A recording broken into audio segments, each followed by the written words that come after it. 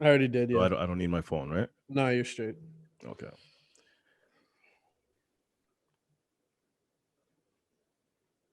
Oh, and go. Oh, one, two, three. I had started recording so long ago. And 1, 2, 3, and go. What's going on, champions? Welcome to another episode of the Perspective Podcast. I am Kwame Osei. My name is Dylan Elias. And I'm Izzy Castillo. And this is where we tune the heart of mentorship. Let's go.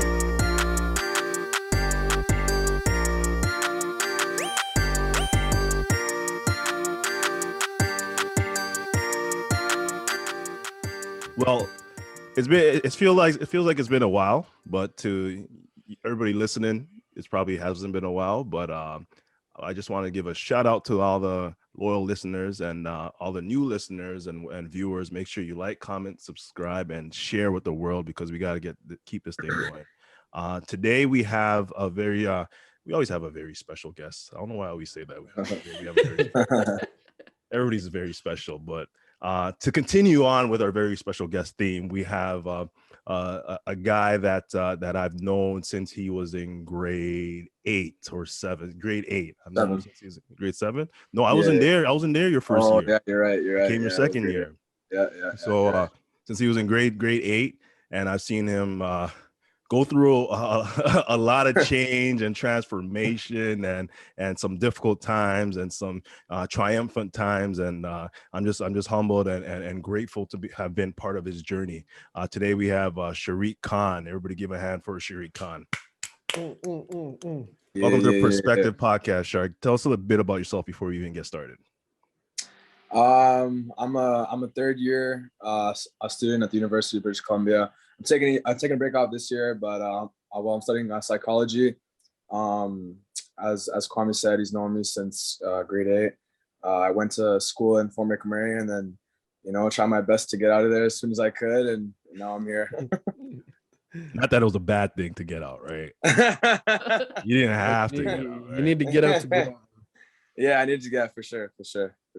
Yo, I just want to say, it's interesting being able to interact with people that we already know, but in this kind of space, because we know there's an audience, but also there's like I talked to Sharq, I'll hit you up and check in, whatever. But it's not like we get to spend this like quality time kind of talking about stuff that we wouldn't otherwise get to talk about. This is just a lovely Saturday morning. Thank you for being here. All right, continue on. Thank you. So Sharq, like I said, I've known you for years, and one of the things that really stands out to me about you in particular is his beard line.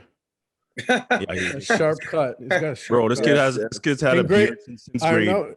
In grade 9, I remember being like, "Yo, this kid's beard's on point." Anyways, what you were gonna say? Yeah, I was gonna talk about myself struggling to have facial hair, and this kid has way more. In grade 9. It's coming. Stay patient. Stay patient. It's coming. Trust the process, right? Hey, man. Kwame problems, man. Kwame problems. But like one thing that's definitely stood out to me about you is just like your knowledge of self. Like you have like this sense of like you're solid in the sense of like you're proud of who you are, and you will never veer away from that. What I'm saying is that like you're not a follower. You're like a natural leader, and I've seen it in so many different ways with regards to your dedication to your craft with football and making sure you're on point with academics. But one thing that really stood out in your younger years when you were in grade 9 headed to grade 10 and trying to decide what high school you wanted to go to, you decided to do something different that was totally against the grain at that time. So just to give everybody a backstory, Sharq went to Holy Trinity Catholic school, which was a middle school and a high school combined. So a lot of kids would be at Holy Trinity from grade 7 till 9, and then grade 10 they have to decide what high school they want to go to. So they'll be middle school from grade 7 to 9, and then high school they can either stay at Holy Trinity and transfer into the high school portion or go to a different school. And back then, majority of the kids, I should say, would leave Holy Trinity in grade 9, end of grade 9, and go to grade 10 at another high school. Mainly because at that time that was what everybody did, and it was they would say Holy Trinity's high school academics weren't that great and their sports wasn't that great, so everybody wanted to go to this other high school. And myself coming in, I saw the potential of Holy Trinity athletics and academics at that school, but nobody really saw it. And I remember having a conversation with Shark, and at that time he was kind of contemplating going to this other school, and I knew all of his friends were definitely going to this other school. And he decided to stay at Holy Trinity, and his friends decided to stay. And the reason why I bring this up is because a lot of people don't realize that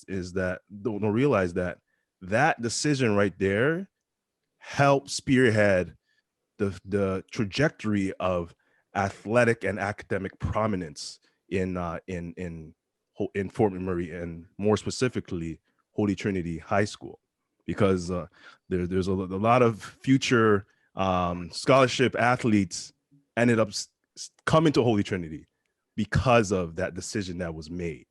So I kind of wanted to know, like, how does somebody that young have that strong of a sense of knowledge of self and not follow the crowd and essentially like be a trendsetter, be a change maker, be a foundation developer?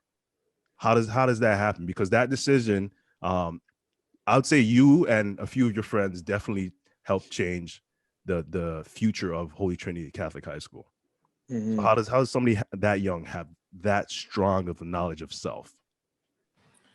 It's funny because a lot of those friends that I had in middle school, whatever, they're actually not. I'm not even really like close to any of them anymore. I'm only really friends with like a few. So a lot of them made a decision. I feel for the wrong reasons, and I feel like you said, it was because the general crowd was going somewhere else, and they thought it was a good idea to follow. But I feel like you've always been a big, like a huge advocate of leaving your legacy, and I always thought like if I could do something that someone hasn't, then like that would mean a lot more to me than going with the crowd and just, like doing what everybody else is doing, because that would never set me apart from, the general public. So I always knew like if I could do it there, I could also do it here. So why not just do it here, And I always felt like you had the best interests in me. So, I kind of just went with my gut, and my family was also telling me to stay. So, I thought it was just, it was kind of just a gut decision, and like, honestly, the best decision ever. And it's put me in a great place. And yeah, that's kind of like my thought process on how I went down with it. I obviously like thought a lot about it. Yeah, but I knew there's a lot of opportunity, and there was a lot of things and a lot of tools for me to get better in whatever I wanted to do. So I kind of just went from there, and, I took off with it, and I said, this is what I'm going to do. That's big. That's big. And do you realize that looking back, like how big of a decision that was with regards to like everybody else after you?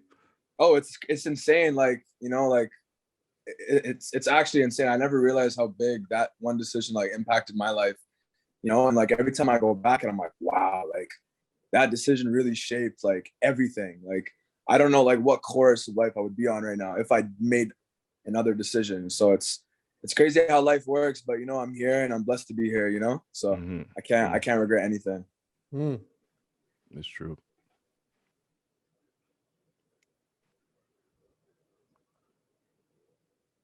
Dylan, I think it's you. No, it's always Is you. it?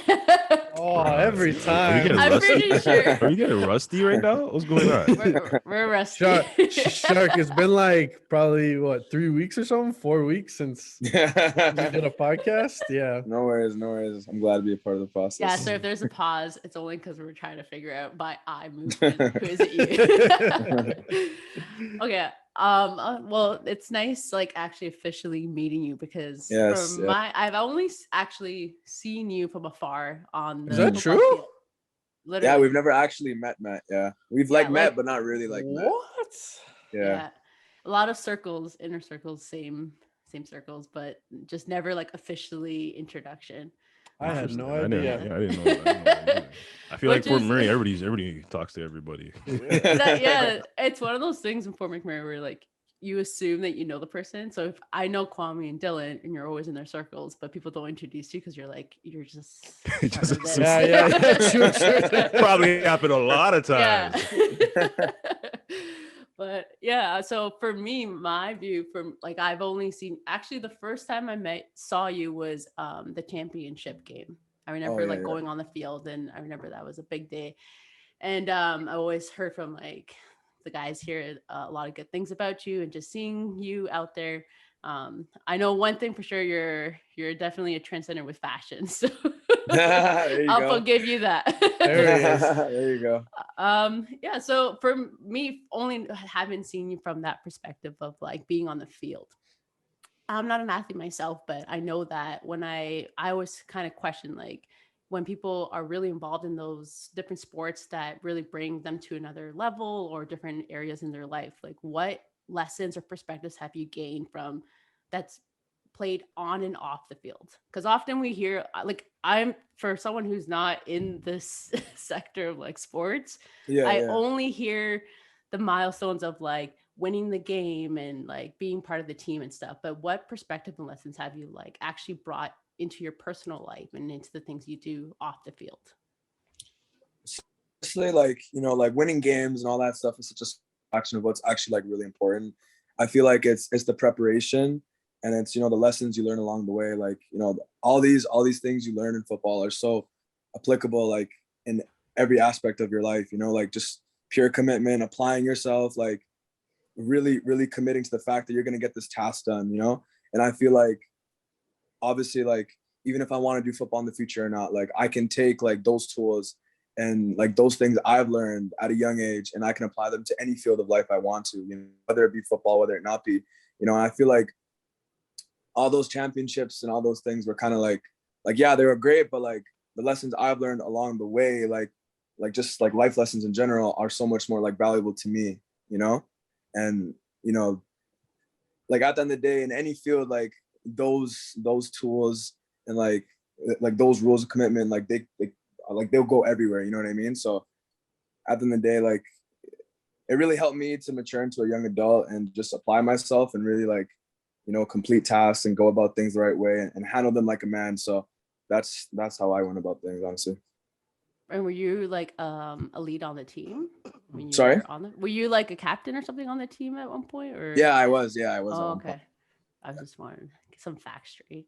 Yeah. But yeah, like it's Lay on good your to like chest. see that, because are you still currently playing football or are you out of Yeah, it? no, so I'm actually taking a year off of football.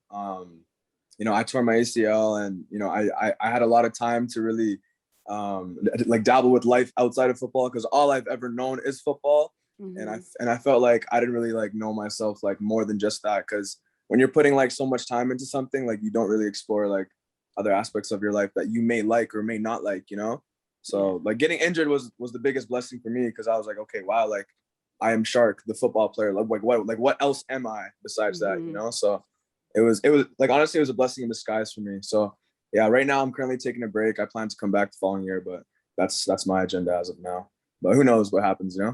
Yeah, well, that's awesome. Yeah. Just even sharing that I didn't know that. So just the fact that Okay. you've gone through that challenge and just even being able to have another perspective like of that journey is still valuable in your life. Especially, yeah, because I know Dylan always spoke to me about like once he was retired for the third time. No, kidding. We're still questioning if he's retired we're still don't know. I'm still waiting for another Instagram post. Yeah. But I know he always shared about like when Dylan was done football, like in a different capacity, the way that he started, like how like off, like not being part of football and the way that he was, and still kind of brought those lessons. So, and being, I guess you're not really official, you're not done at any point, it just kind of looks different. But sometimes when you're in those sports or anything that you're part of, like leaving a legacy, because when you left, I already knew your name in the community, so that's pretty big. I think if people can mention your name and you are known for some putting back in community or being part of something of change, that's a legacy already. So the challenges that you face are really good to hear, because people can really relate to that and know that there's still something to learn in those times. Oh, for sure. Yeah. And I feel like I feel like that's like an important like conversation right there. Like having like I feel like a lot of people struggle to detach from the identity of the sport. You know, Yeah. and you going through what you just went through is actually going to set you up for the future when one day you will be done playing football and you don't Hmm. have that struggle because you're kind of building yourself in other departments right now. Yeah. One of the hard like toughest times in my life was actually my first year at Holy Trinity. My very first year there, I struggled mentally Hmm. because I had always um, connected with the attachment that I had of being Kwame, the football player. And Yeah. I'm Fort Marie, Alberta. I'm teaching. I was helping coach a bit, but like I just felt like, who am I? I didn't know who I was. I was like so close to leaving, just because I Hmm. was so used to being the guy on Saint Effects. I was so used to being the guy trying out for the Argos or anything football. Like that's all I ever identified with. But now it's just like, who am I? You know, I'm teaching, but I'm not really happy teaching. I'm helping coach, but I'm not really happy coaching. That wasn't so that process of that year helped me one get passionate about something else. And I realized what I'm actually passionate about is building people up, whether it's Hmm. coaching, teaching, speaking, all those things were the same thing for me, you know. So I highly urge you in your process right now to find out what you're passionate about, what aspect of football brings out that excitement out of you that you can, like what you just said, use those skills in another area, you know. Hmm. So yeah, that would be definitely my advice to you in this year. And like Kwame said, you're in a very unique position right now where you're in this you're in this middle spot, right? You can still go back to football. That's still For there for sure. you, but you took this Yeah. break. A lot of people got to go through this when the game's done with them and Yeah. they literally can't go back. You know what I mean? Hmm. Like Hmm. what happened to us, right? And then you're forced into this like, well, what do I do now? So for you to be able to have that choice, right? For you to be able to have that time to sit with it, develop who you are, but still know that that's an option you can always go back to because the window is this small, you know. Yeah. The windows. Yeah. When you're your age, it just seems like Hmm. whatever. But Hmm. Yeah, young in man's reality, game, a young man's game. let's Before you know it, you're like me. let's peep You're that an shirt. old Let's man peep that cardio. shirt. Oh, mom, cardio. Busy. Playing squash. We still have our game soon, eh, Yeah, we Kwame? still Yeah. have our games. Yeah. Yeah. But Shark, Mhm. we've known you a long time. We've seen a lot of growth. Um, you were always you were always our go-to for the talker guy. You always had those one-liners, like say the right thing on camera, those sound bites, like that was always you. But I was actually gonna ask you this. Kwame kind of brought it up in what he said right there, but like getting to this stage in your life now where I think when you're going through high school and when everyone's pumping you full, like, yes, football, do football, blah, blah, blah. It's like you get to a point in your life after, and then you're like, okay, there's life after football. But going through that now, like, where are you in that? Like, let us in as much as you want, but let us in a little bit about like what kind of things are you experiencing right now about yourself? Like what avenues are you thinking about? What maybe realizations have you had like away from the game? Like Mhm. give us a little insight into the mind of Shark. Damn. There's a lot going on right now, but like they're really like I'll really and truly say like there is no exaggeration when they say married to the game. Like you're really truly like so attached to this identity and you're putting so much effort and time into football that like you really don't know who you are once it's gone. So like obviously that happened like to me like a lot sooner than I thought because I thought I was this invincible football player that never get injured, you know. So as soon as that happened, like obviously like amongst a few other things that I was going through, it all came at once. So I was going through a huge identity crisis, and it was a very hard time for me. I had to like reevaluate life as it was. I was like, wow, like I can't do the only thing I love. Like, you know, like, what am I gonna do? You know what I mean? And then I just had to take a step away from all that and just really think like, wow, like I'm 20 years old. Like I'm going through this at such a young age. Like this can't be it, you know? And honestly, for the longest time, like I was just kind of like just letting loose, like doing things I wouldn't do as frequently. Like I'd just be going out, whatever, talking to people more, just being more social. And like as time kind of went on, like I was kind of like, it's so weird now because like I'm at a point where I want to do so many different things. Like I'm interested in so many different things. Like for example, like I'm like now I'm like into fashion. I love fashion. You know what I mean? I never really had the time to like look at that too much. You know, like I'm into making money in whole different ways. Like you know what I mean? Like any sort of way I can make residual money. I've got into that. So like things that will help me in the future in my adulthood. You know, but I've just tagged into so many different things and tapping in with like a bunch of different people in different fields and just trying to like leech as much as knowledge as I can so I can like really come to this conclusion like okay like what really like gives me the fulfillment in life, you know, like what do I really want to do. But like I feel like this is a journey I'm not even done yet. Like I'm still right now going through that journey and I'm still cruising. And like, honestly my biggest advice to anyone is like you don't need to settle. Like that's the beauty of life. Like, you know, like you don't have to make this decision right here right now. Like go about things and let it come naturally and the universe will like bring it like in front of you, you know. And when that opportunity seemed right for you, like go seize it and just go 100%, you know. So I'm still at a point where I don't know exactly what it is that I want to do, but Of course, man. And I just want to Yeah. I want to bring up a good point you just said is like I heard someone once talking about their dream job. They were like, find my dream job, blah blah blah blah blah. And then I paused. There's been multiple times in my life where I had my dream job, but it was only appropriate for that time. And Yeah. if you're not checking in with yourself, then you don't know when that time is over. And I knew when that time was over. And again, this is when I first came to Fort McMurray. That was a great example. I was making more money than I ever seen in my life. And I was like, Yeah. forever. I was traveling, but Yeah. that got old, right? I can't work that Yeah. schedule. I'm not passionate. And then you know, Izzy and TJ hired me over at SOS and I was working in the schools coaching football. I was like, yo, this is amazing. This is my dream job. And for 3 years, that was like my life and I loved it so much. But you can ask Izzy at the end, I was kind of getting like, you know, it was over for me. And then they hired me in Fort McKay. That's my dream job. Like it never has to stop. And before that, it wasn't even in this field, you know, it was something completely different when I was living in New York. Like I was living the life. That was my dream job. So it's like, even if you find something you love, even if you find something you're passionate about, like you just said, you don't have to settle. And sometimes that's appropriate for that time. And it's okay to move on.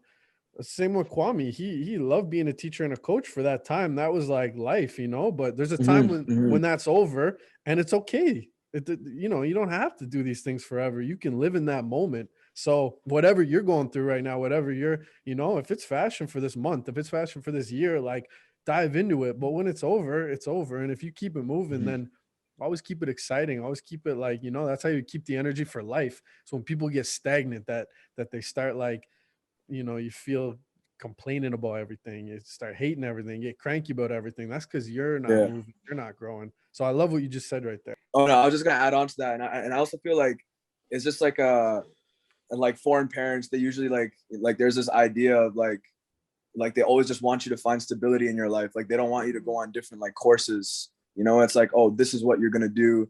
This is what's gonna bring you your income. This is how you're gonna go about your life, and that's it.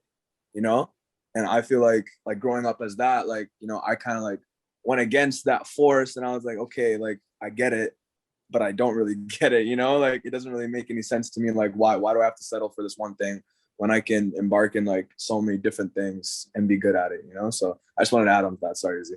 Yeah, no. And honestly, the word chameleon came in my mind because just like being someone who just can be able to adapt to so many different things and learn a lot of things and gain a lot of resourceful ways to be able to like venture off in those, you know, creative projects or the career way or whatever it is. Dylan, you always talk about Snoop Dogg being the most versatile person because he's an actor, he's done Everywhere. football coach, he's done literally everything. Like I Yeah. don't think there's a sector that he hasn't hit. Mhm. But like people don't even realize how long he's been in the game for and has been probably the most sustainable celebrity out there that's done everything, and people have doubted him that he wouldn't be able to do a cooking show, because you'd never think that. But just like, it reminded me of that when you were speaking, just being able to try new things and being able to gain skills and different lens on like, how is this beneficial to me?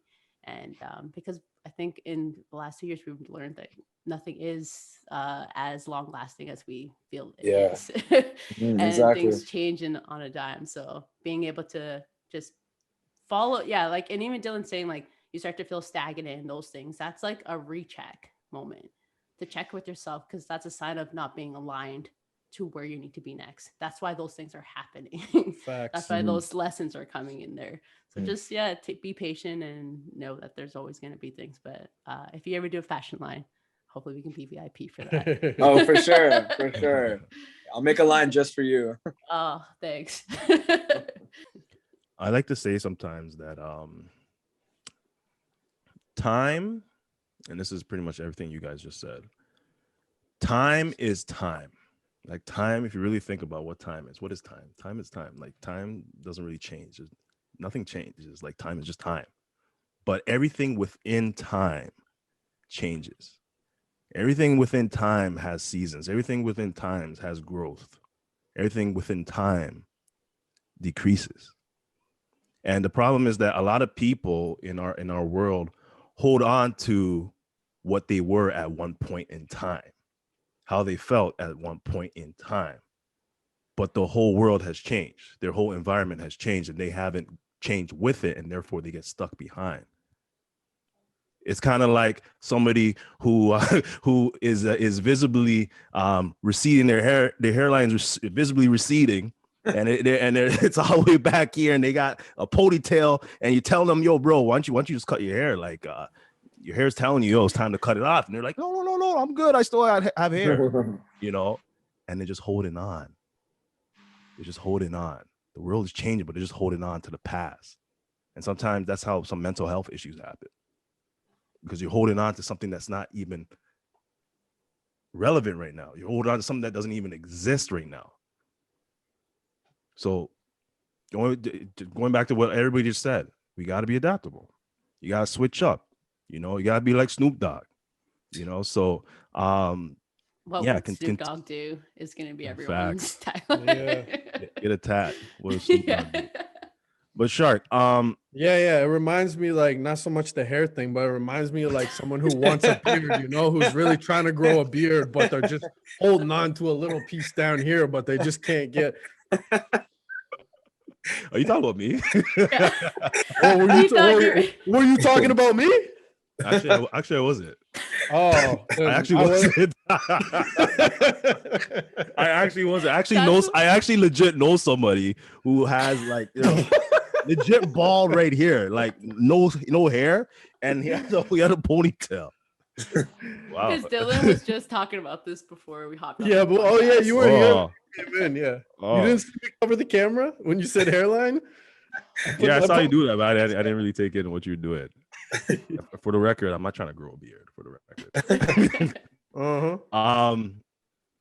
But Shark, I've noticed one thing about you. You like, I don't know if it's just something lately that I've started to notice, but like, you're very in tune with like your culture.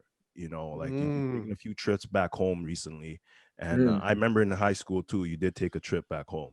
And I truly believe like our culture is so important to us. That's like the foundation of who we are. That's our roots. You know what I mean? Like in order to like really know yourself, you gotta know your culture. You gotta know where you came from.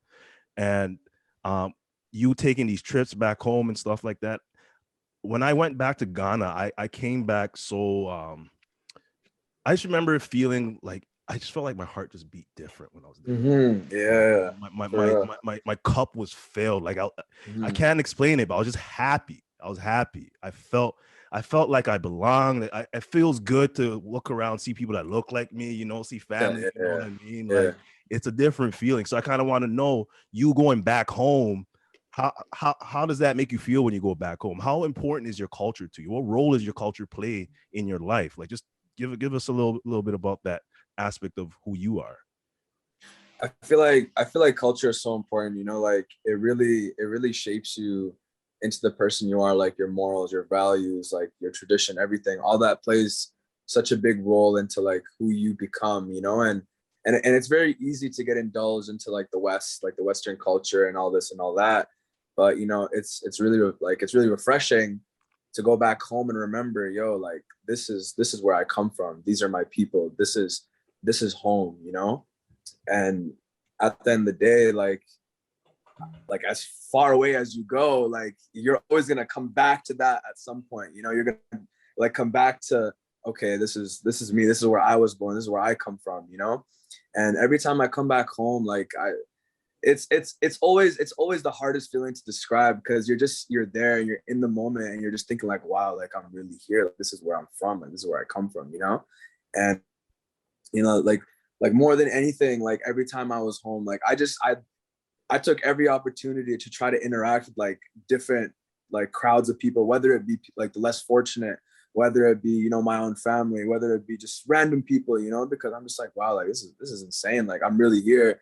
And as someone who grew up like in the West, pretty much like in Canada for most of his life, like, you know, like the only exposure I had to my culture was in my own home, you know? So it was so different for me to go back and see that like everywhere, all those norms, all those things applying. Hey, Just you on want a to day you to want to day. tell you want to tell the people where home is? People might not Yeah, know. so Right? I was born in I was born in Pakistan, but my forefathers and so we're actually called Pashtun. So we're a small tribe of people that migrated from Afghanistan and Iran to Pakistan, that settled in Pakistan. So um, home is technically Pakistan, but I'm from elsewhere, I guess you could say that. But yeah, no, it's beautiful, man. Like I feel like you should never like lose touch with who you are. And you know, at the end of the day, like when and if you do plan to have kids, you know, like you always want to pass that down. You want to give that down to your kin and hold on to that tradition, hold on to that culture. And that's so valuable. And that's just like a part of your identity that, like, you know, you can't really like let that go.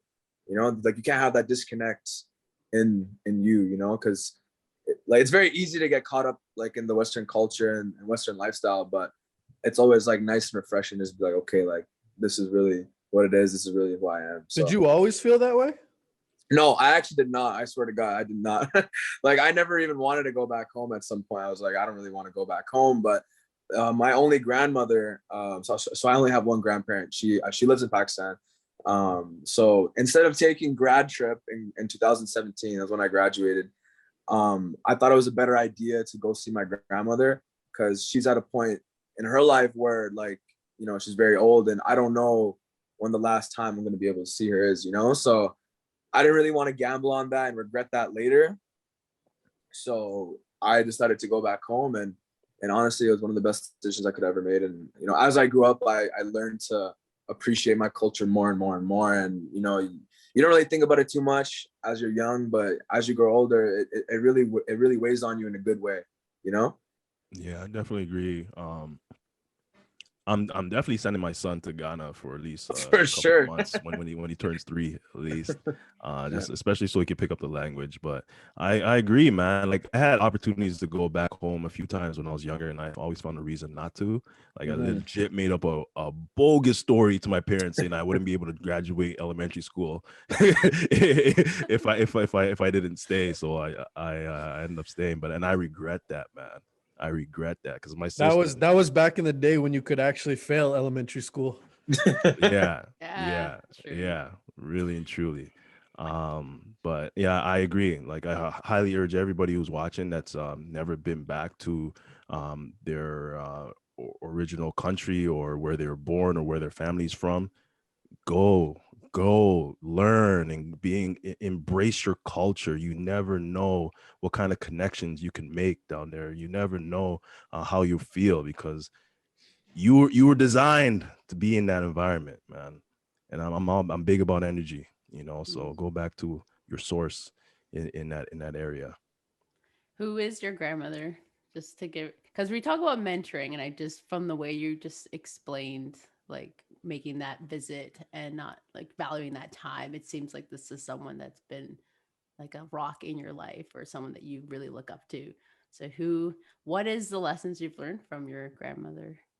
Man, if anything, like, so so like obviously like I moved to Canada when I was 2, and I grew up in Canada since then. So there hasn't really been a strong relationship with my grandma, but I know so much about my grandma that I can only cry every time I meet her Mm. because of like the resilience and the like the toughness and grit she's shown throughout her life. So my grandma actually raised um I think it's like 5 or 6 daughters, like a house of 6 daughters, no sons.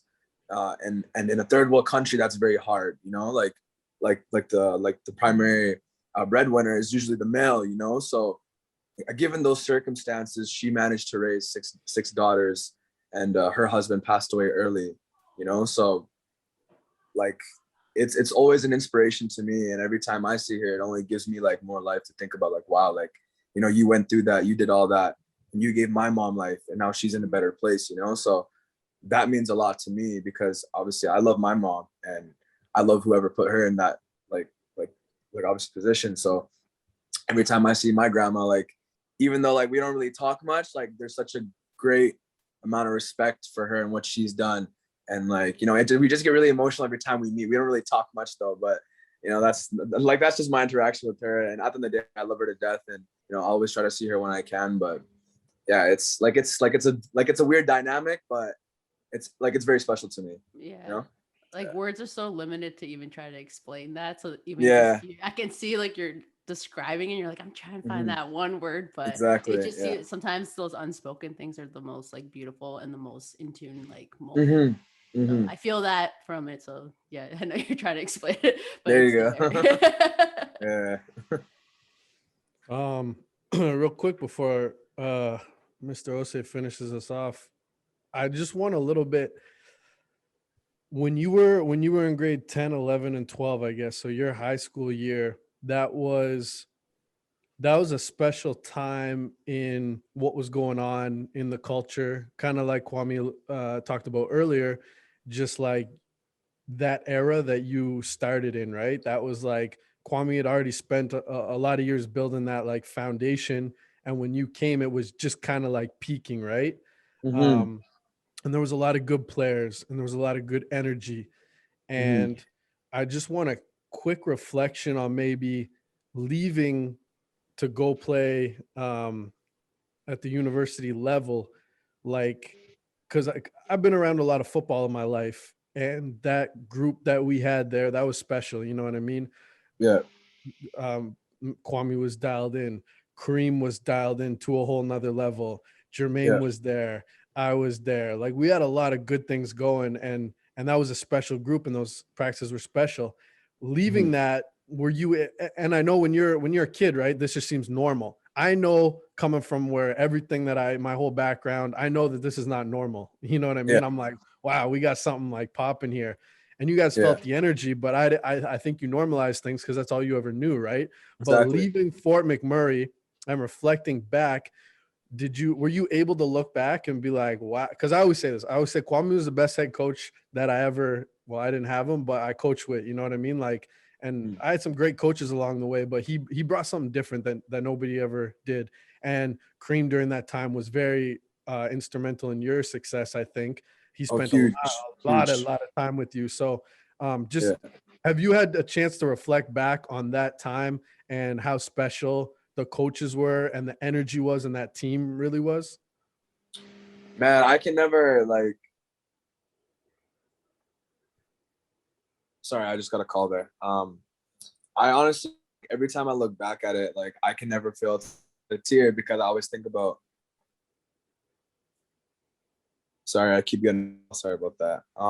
He's blaming it on the calls, but I see tears in his eyes. It's okay, bro. Let it out. Yeah. So as I was saying, yeah, like every time I look back on that period of time, I can never really like fail to, appreciate what was done. And there was so much like selfless involved in the coaching staff, like the amount of hours that, like Kareem spent taking me to the gym at 5 a.m. in the morning, and taking me back to school, like things that he never had to do, but he did, like, because it was always bigger than just him, and Kwame, like the amount of mentorship that he provided me, and all my teammates, you know, like he never had to do that, but he did that. You know, Dylan, like the amount of times I've come to him on a one-on-one on things that I wasn't really like comfortable opening up about. Like he was there and he listened, you know, and he never had to do that, but he did that.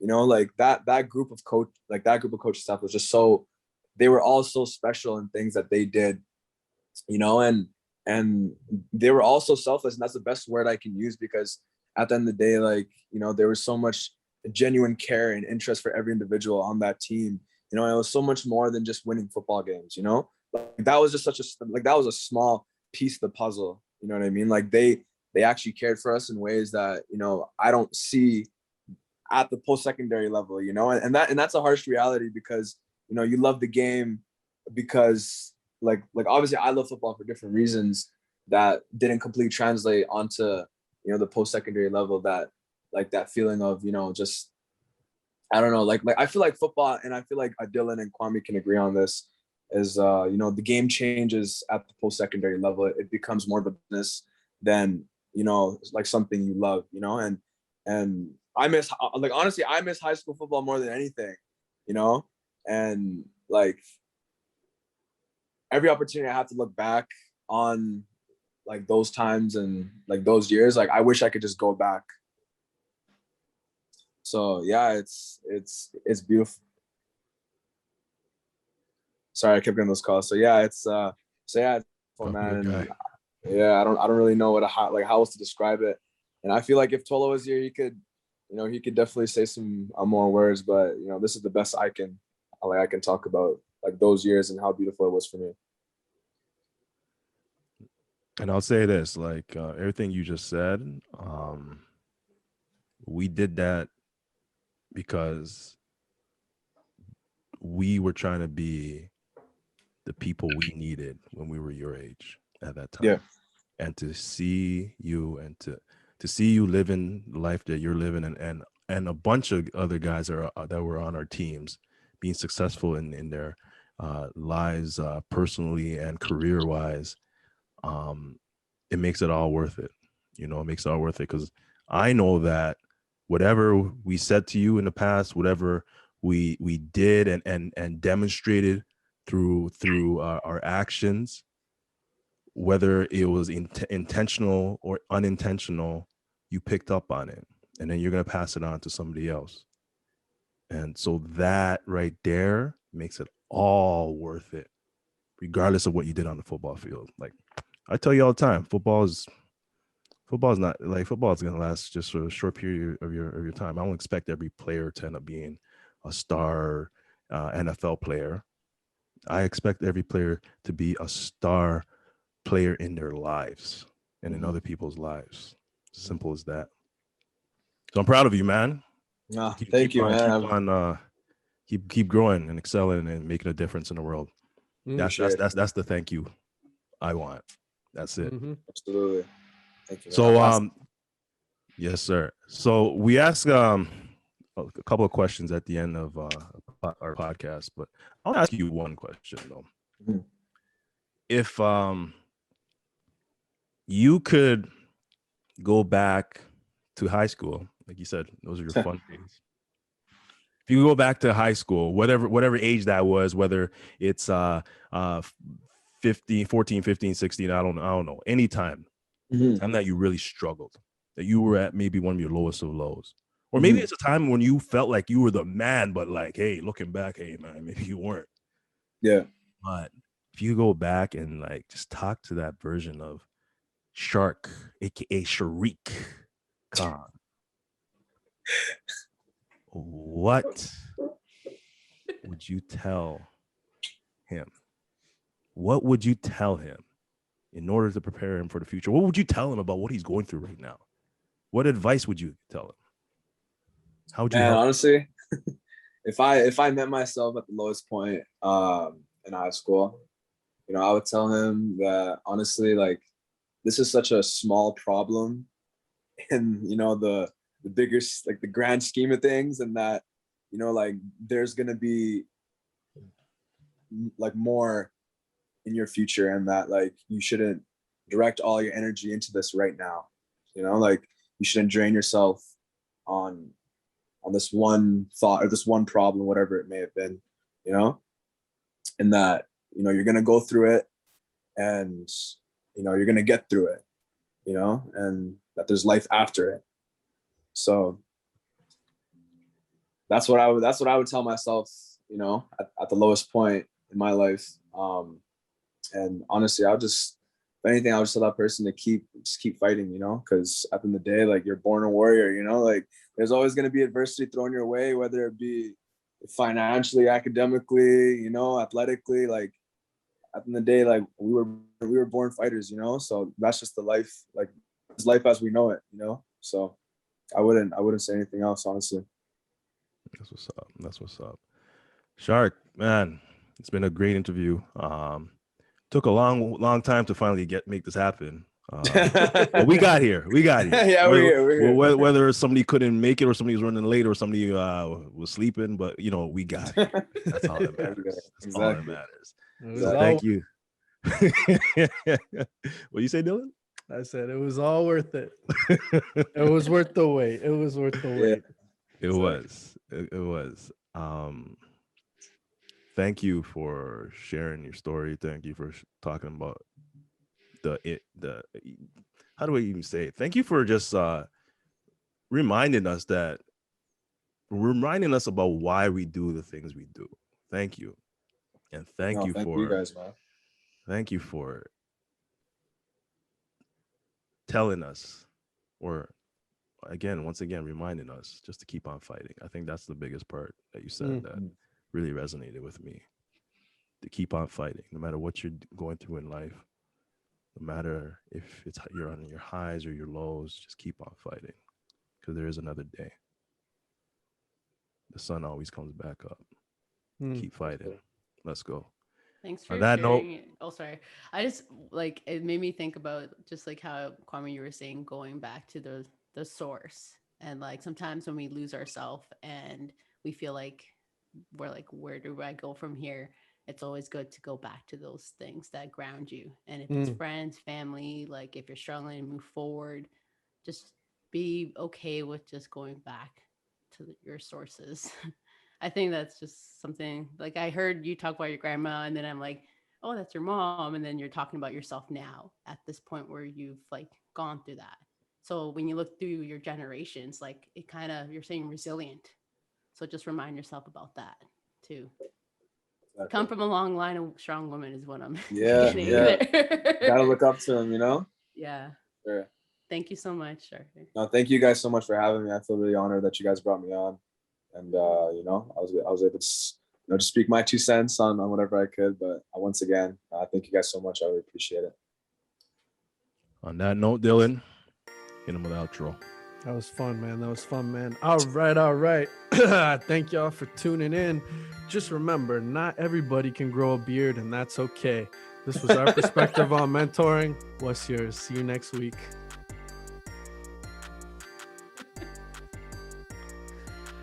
I honestly thought Kwame was talking about you. And I was going in on the story. He's like talking about coming at me different. I'm like, what? Bro. I was like, whoa, this is not. That was me. I said the person was bald here. You're not bald there.